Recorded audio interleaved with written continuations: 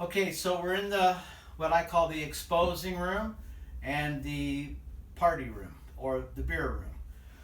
So this is my life from 1973 till 2015, 16, 17.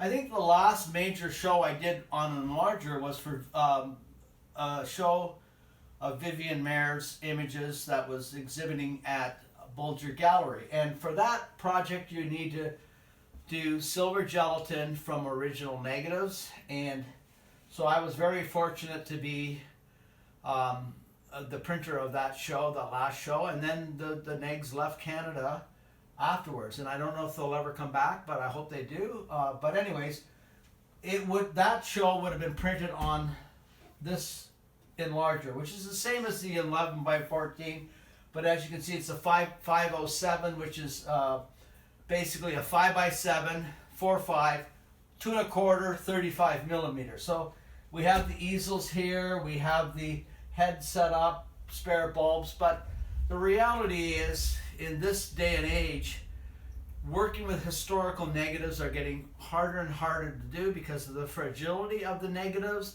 the importance of these negatives. And so, today a lot of work is being high-res scanned, and we're doing it the contact way, because then, operators like me don't handle the negative as much as in the Enlarger. And quite frankly, I don't imagine that Enlarger-based work will go much further than my lifespan, because the other methods of printing have improved so much that, through inkjet negatives, through lambda fiber prints, through lambda silver negatives, and then working with exposing units like this to create alt prints. So here we have 1973 till about 2015.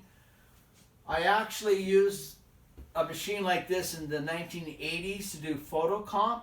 I never ever suspected I would use one of these machines ever again in my life, but the digital revolution took over, and then, as I've mentioned in other videos, people discovered a way to make digital negatives. It wasn't me. I just happened to be one of the first people that kept going with it, but I learned from Ron Reeder, Sandy King, which I've mentioned before, who pioneered digital neg making. There's many others. I mean, it's not unique to us here in Canada. It's not unique to Sandy, and it's not unique to Ron, but it's paved the way for all young artists that are watching this video now.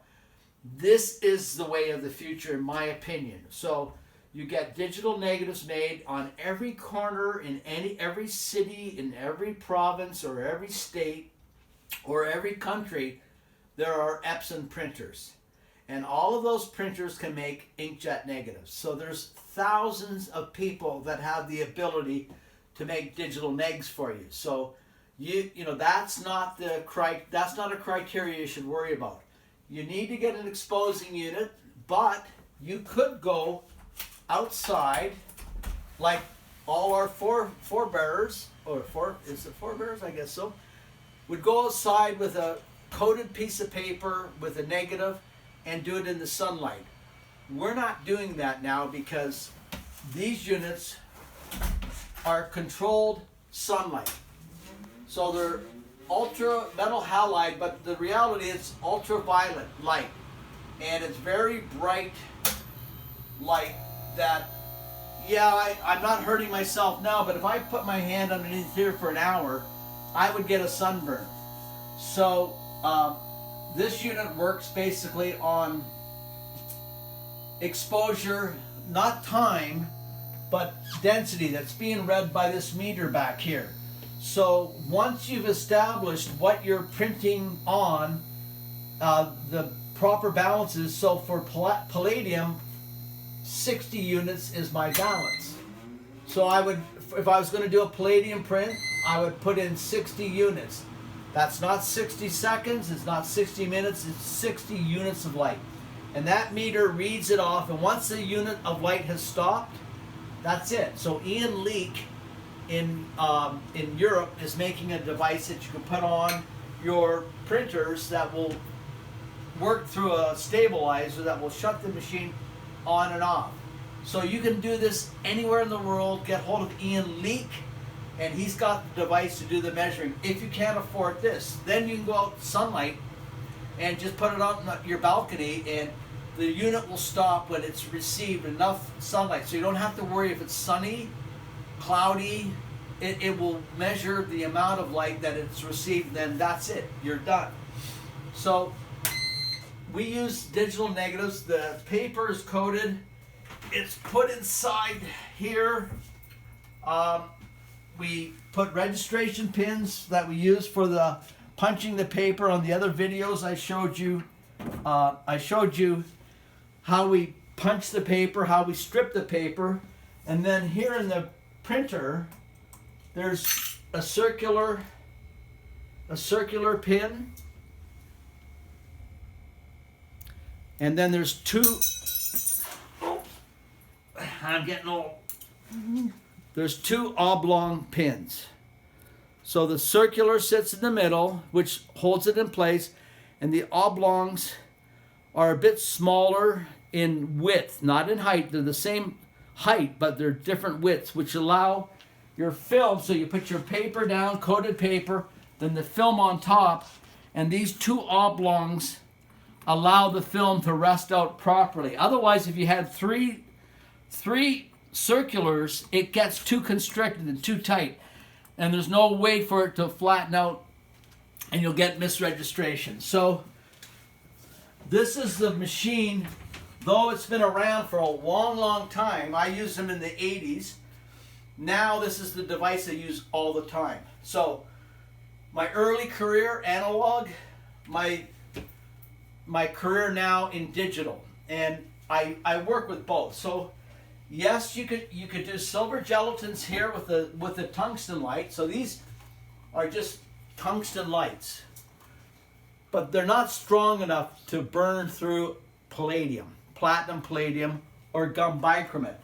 So for a gum print, I'm up at, if my platinum is at 60 units, okay, my gum, I go to 90 units. That's about 5 or 10 minutes right there. That's about 6 minutes at 90, and at 60, it's about 3 minutes, around, thereabouts. Here on silver gelatin, you're in seconds. You know, tungsten light, silver gelatin, you get it up, you get it out of focus, you put a glass plate down, and you do your contact, you're within seconds. This is minutes, or long minutes. Okay? And that's these two units. Okay, so this is the newest old device in my place. So I bought this unit, or I didn't buy it yet. Greg Brophy and I are still working on the trade. So Greg, if you're watching this, we'll figure that all out. So this is the same type of unit, except you see it says mercury exposure system. So this is actually before the metal halide, which the other unit was. And it's basically the same type of head. It produces UV light. So it produces UV light. There's a vacuum, and the pins go from that machine to here when I'm printing. I never use both at the same time. And basically exactly the same thing. Now, the only difference is that you notice the head's way up here. I think it's 1000 K.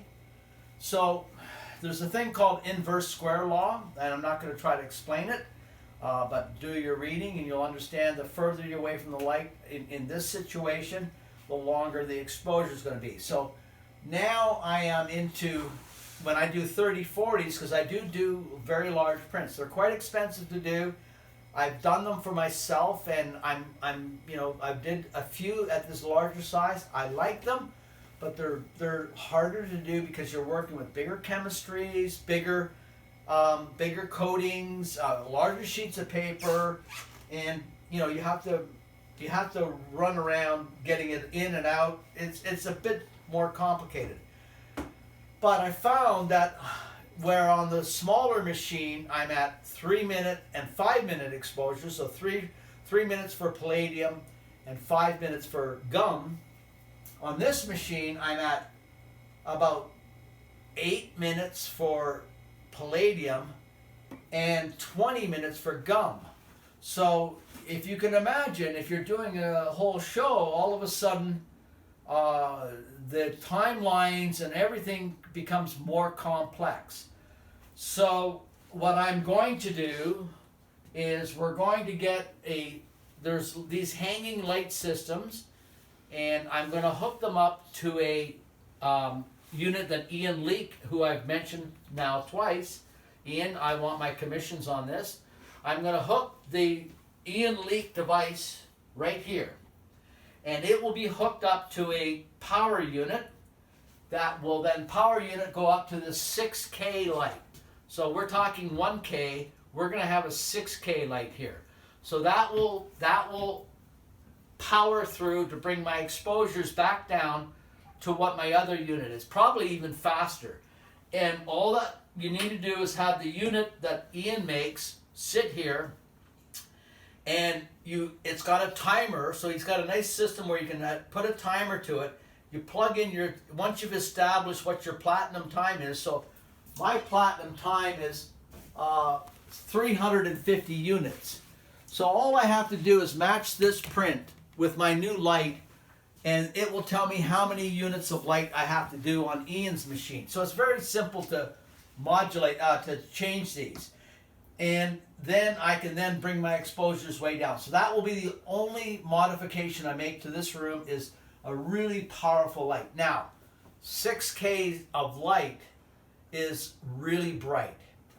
So I have to start it and walk out of the room. So that's why this room is contained by itself, because we you know, I know I'm a very pretty face, but I've actually got a brain in my head, and I realize that with high intensity light, you can't have it in a working area. So we're really just going to hit the button, walk, and the fact that the timer will shut off, and it'll shut the power off to the unit up there when we reach the intensity, it's a perfect solution.